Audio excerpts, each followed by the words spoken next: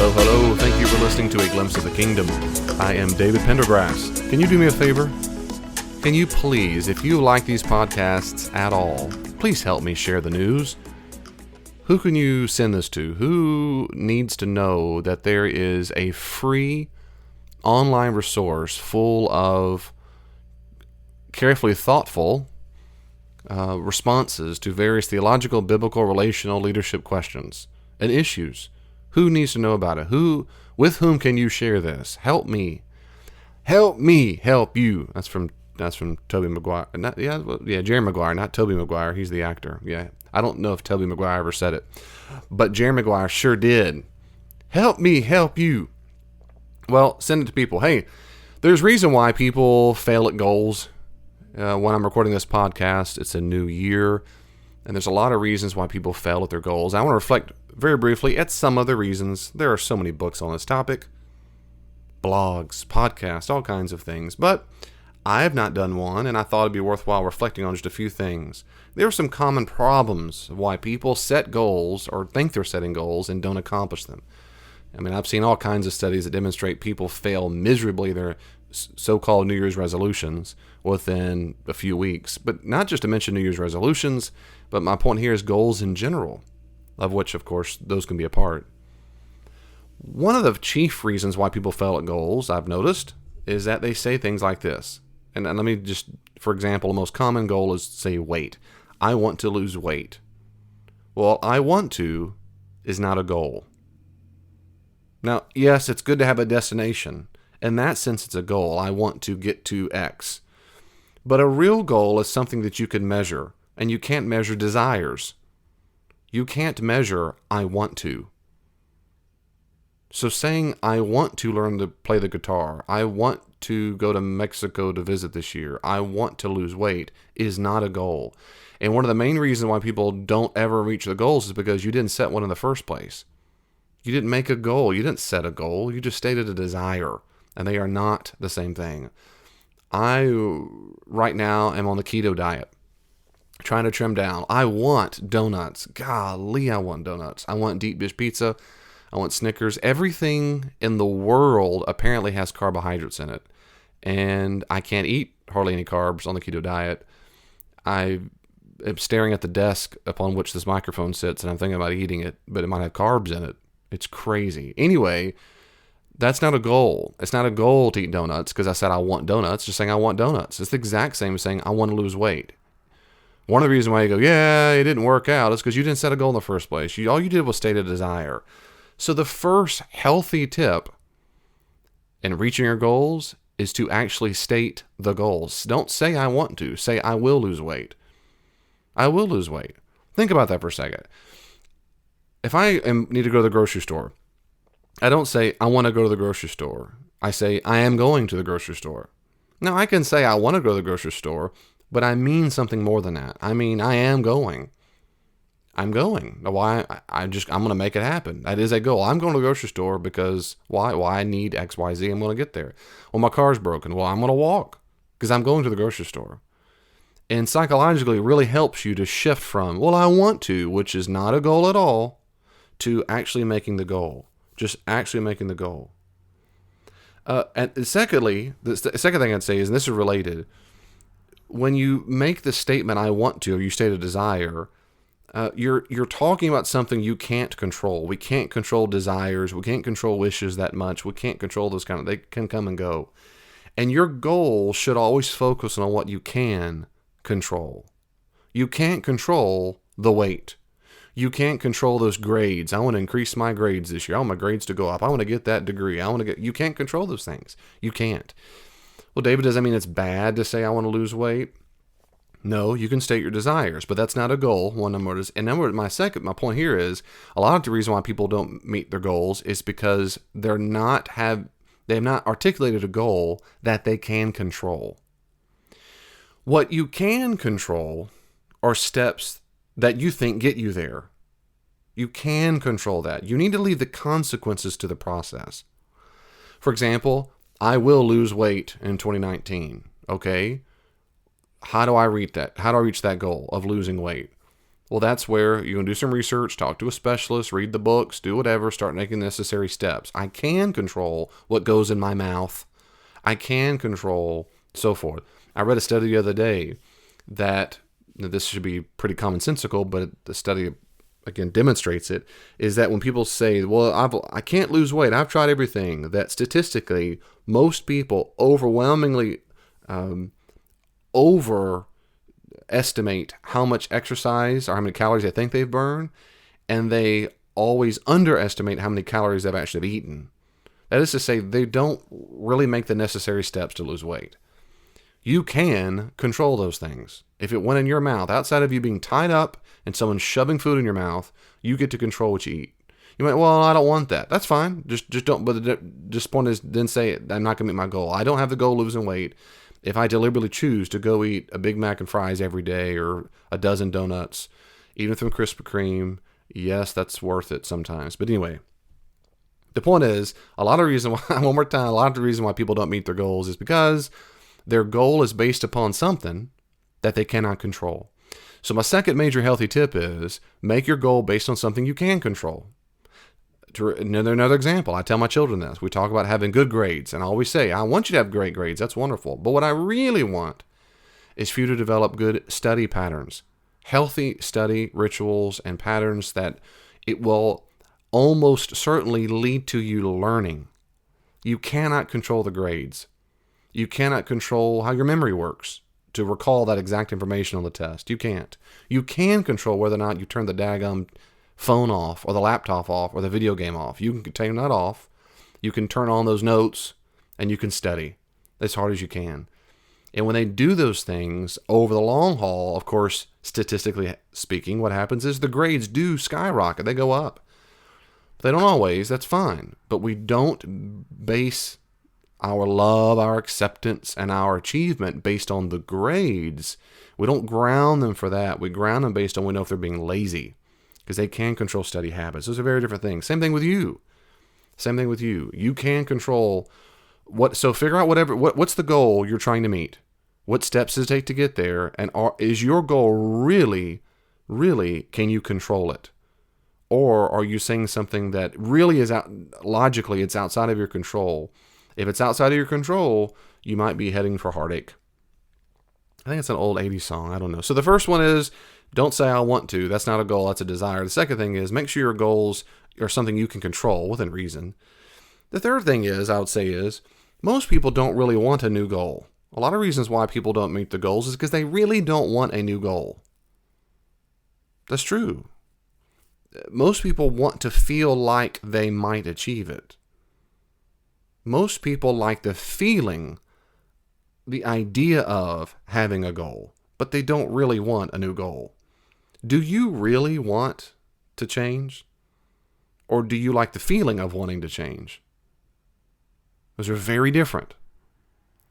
A lot of people love the feeling of, 2019, 2020, 2021, I'm gonna retire. I'm gonna lose that weight. Yeah. And the endorphins flow, adrenaline from the brain. Woo, it feels good to say it. Do you really want that? Is that really a goal? Or does it feel better to say I want it, and that's what you really want, is just to say it and then feel good and then sabotage yourself? I know some very sweet, thoughtful, kind people who do this all the time. It feels so good to say, I'm going to do blank, blank, blank. And if you're from the southern United States, you don't say I will, you say I'm gonna, G-O-N-N-A or G-U-N-N-A, which means I'm going to. But anyway, you say I'm gonna do blank. Well, for a lot of people, they're really not going to. But here's my point. They know they're not going to. They know it's not really a goal. It just feels good to have the goal, to have the desire to have the goal. So my third healthy tip is get real gut level honest with yourself when it comes to your goal. I mean, real gut level honest. And we don't have to think that long typically. If I need some food for my children, and I can't grow it in my backyard, I got to go to the grocery store to buy it. And I say, I'm gonna go to the store. I will go there to get it. I know in my gut, I mean those words. I know it. I know it because there's a need and so forth, but I know it. And then when I say other things, maybe I don't mean it so much. And my encouragement is get to the place where you really know you really mean it. And when you really do mean it, then you are much, much more likely to accomplish the goal. And if you don't really mean it, then my response is, why not? And then of course, if you don't think you're ever going to mean it, then why even say it? Hey, let me take a quick break. Please listen carefully to these quick announcements. I'll be right back. Do you know of any skeptics in your family, at work, or among your friends? Do you struggle with questions concerning the existence of God or the truth claims of Christianity? Has a skeptic ever challenged you with a difficult question concerning your faith? Then you need to buy Dr. Pendergrass's book, A Skeptic Challenges a Christian, on Amazon.com. You can get it in paperback or on Kindle or in audiobook form to listen to. A Skeptic Challenges a Christian is written unlike any other book. It's not boring and full of technical jargon. It reads like you're sitting down having a conversation. As one reviewer said, as a college student, I absolutely love this book. Dr. Pendergrass knows how to effectively answer a lot of the questions that my friends at school ask about my faith. This book is a great resource for theological debates and for my own personal growth. The arguments are clear and understandable. I would definitely recommend this book to anyone who has questions about Christianity, wants to learn how to defend their faith, or even just wants a good read. Great book. Find out why it has a perfect 5-star rating on Amazon.com. A Skeptic Challenges a Christian. Buy your copies today. Ever wonder what God wants you to do with your money? Should I give it all away or save? What did the early church do with their money? In Dr. Pendergrass's book, Give It Away, Reflections on How Christians Use Money, you'll get 4 short, powerful lessons on what to do with money based on some key texts from the New Testament. This is a wonderful guide for study and reflection. It even comes with reflection questions that are perfect for small group discussions. Give It Away, Reflections on How Christians Use Money. Buy your copies today on Amazon.com. Do you like receiving a glimpse of the kingdom for free? Would you like to support what God is doing through these resources? Then please consider donating to David Pendergrass Ministries, Inc. today at davidpendergrass.com. There, you can also sign up to receive Dr. Pendergrass's free blog on a wide range of theological, biblical, and relationship issues. That's davidpendergrass.com. Thank you for listening. Let's pick back up where we left off. The fourth thing I'd say is, a lot of goals fail. You don't meet your goals because you don't really know why it is you want to accomplish the goal. This is a common thing people say, but it's really true. You need to know why. Usually to accomplish a new goal. If it's an old goal, something you do all the time, that need is already there. For example, if I want to get food for my children, the need is feed my children. And I will do just about anything to make sure my children are fed. The need is already there. But if it's a new goal, I've got to figure out what it is. We do what we do because it meets a need. Period.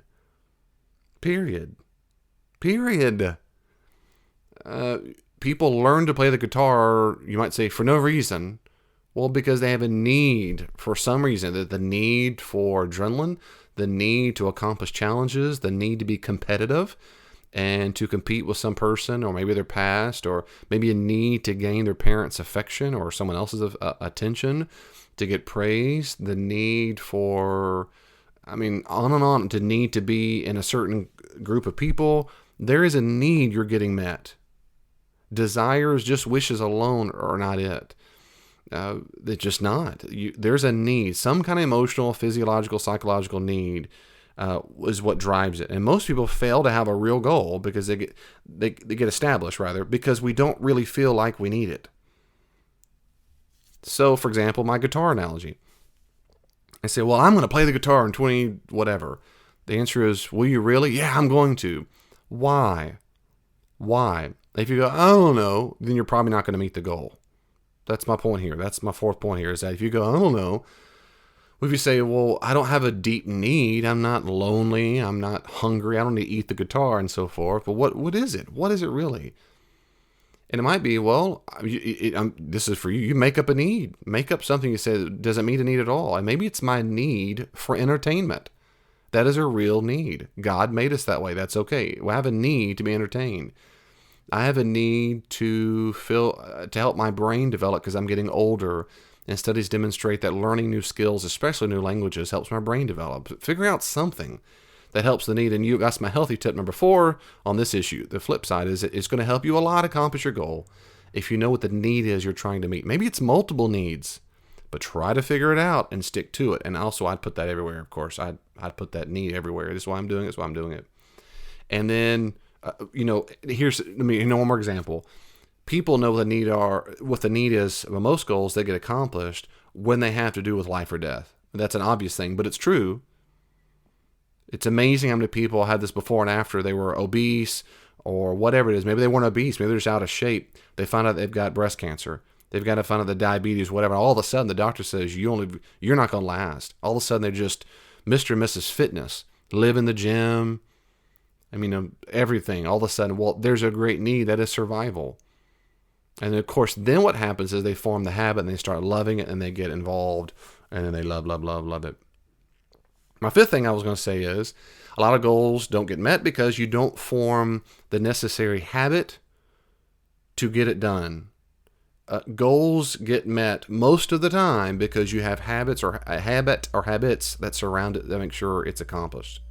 And it's very important to have those things. And habits start in small scales. Everybody knows this, but it's really, really true.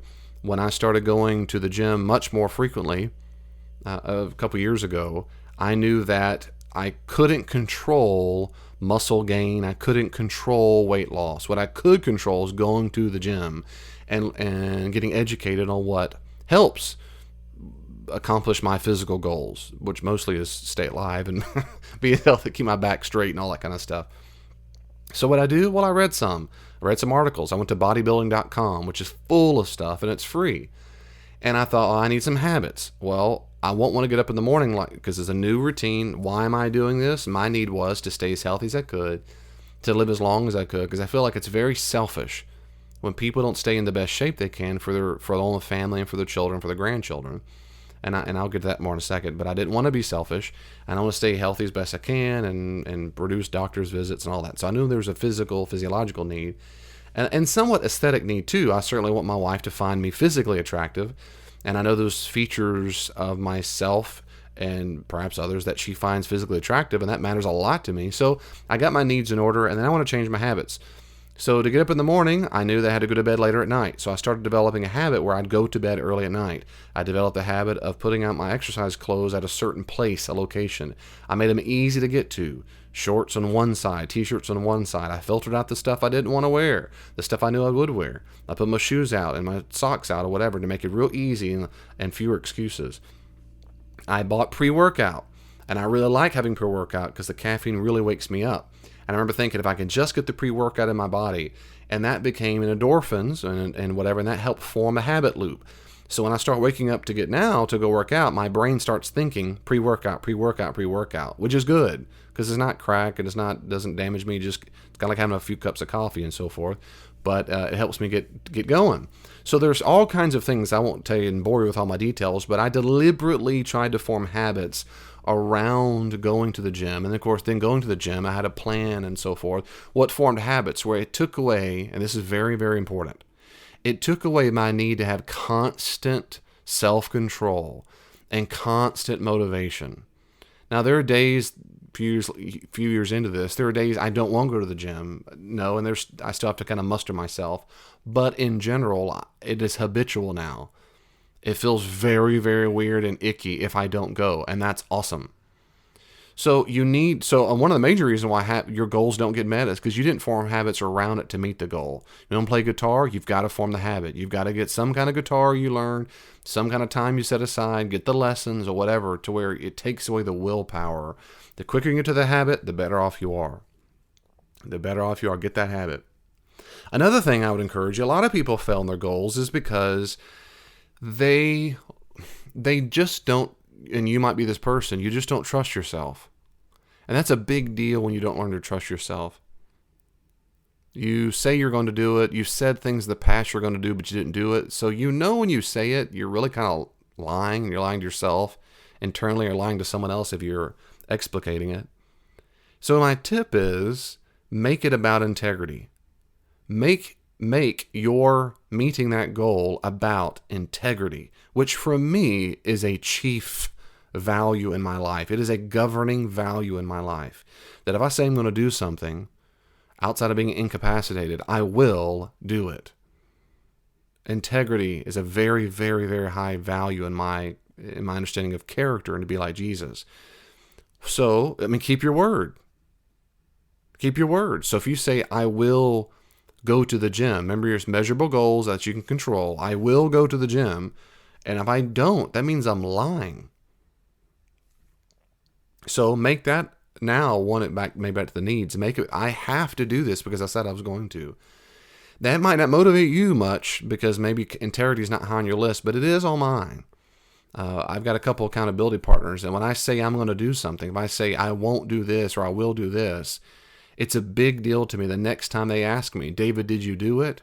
I want to have had it done. Or David, did you not do this? I don't want to have done it. Whatever it is, because that's integrity. Well, David, what if I fail? Am I just a legalist? No, of course not. No. There's grace when you fail. All I'm saying is I value integrity so much that it motivates me a lot to get the goal done. Now, David, what if I make the goal to play the guitar and I just, all kinds of things happen? And does that mean I'm a big fat failure, not a Christian? I don't have character. Of course not. I'm trying to give you tips to meet the goal, which is let it be about integrity. So when you're trying to talk yourself out of it because it's a new goal and you don't have a habit and you're like, I don't want to do this. I don't want to not eat those donuts. Well, wait a second. I said I was not going to eat donuts for 6 months or 2 months or 1 month or 1 day. Make it about integrity and keep your word. If you don't, you'll distrust yourself, like I said, and that's sad and it's detrimental. Most people, if not all of them, that I've ever met and counseled who have low self-esteems, at some point in their lives, they distrusted themselves. They got to the place where they just don't trust themselves to be around that substance, that maybe it's a drug, maybe it's food, maybe it's a relationship, and saying they're going to do something doesn't really matter to them. And that's a sad fate when you don't trust your own self. And these other two kind of go together, but they're similar, but a little different. And that is, I'll wrap up on this. Back to measurable goals and that you can keep in control. Make sure your goals, if I were you, I would keep them fairly small and bite size. And here's the key, that to me they go together. And then celebrate the snot out of it when you get it done. Celebrate it, celebrate it, celebrate it. Now the key is to give yourself a reward only after you've done it. Don't give yourself... Yeah. If you want to have a cheat meal because you've eaten clean for 7 days, don't have a cheat meal on day 1. Wait. But that's doable. Maybe its celebration is I get to watch that movie or that TV show I've been wanting to watch, but I won't watch it until I've been in the gym 4 days this week, 5 days this week, whatever it is your goal is. Because I'm repeating, I'm being hypothetical, because I can go to the gym. Well, I didn't have the best workout I wanted, but at least I went to the gym. Now, if I were you, I would not have your celebrations be the thing you're trying to avoid. If you're trying to lose weight and your goal is to go to the gym, your goal is to eat healthy and clean, don't let the reward be go to Cheesecake Factory and eat 3,000 calories in that one meal. I wouldn't do that because you're going to help sabotage it. But it's not wrong with rewarding yourself with something minor, small, like, I don't know, a muffin, 1 donut, not a dozen donuts or something like that. But the point is you are going to reward yourself, celebrate it. And the key here is you are praising yourself for keeping your word. And most people, in my experience, are horrible at praising themselves for doing when they do the right thing.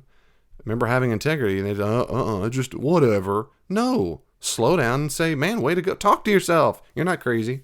You might be, but on this issue, you're not crazy to say, that was great. Good for you. I went to the gym. I do this all the time, just to use example of gym all the time.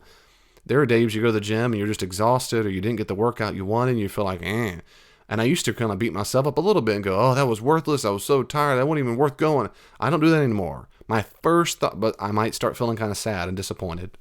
But my immediate thought now is I went, or rather I came to the gym. I'm so glad I went. I got my heart rate up. Maybe I sweat a little bit. I did something, and that is better than nothing. It is better than walking. It's better than lying on the couch. I pushed and pulled pretty heavy weights, and that's good. Or I threw the basketball, whatever it is you do, or I jogged or whatever. So, but you celebrate that. When you celebrate yourself, you're making your goals much more attainable because they're not clouded, surrounded by judgment, shame, disdain for how you didn't do it perfectly or do it right. Nonsense.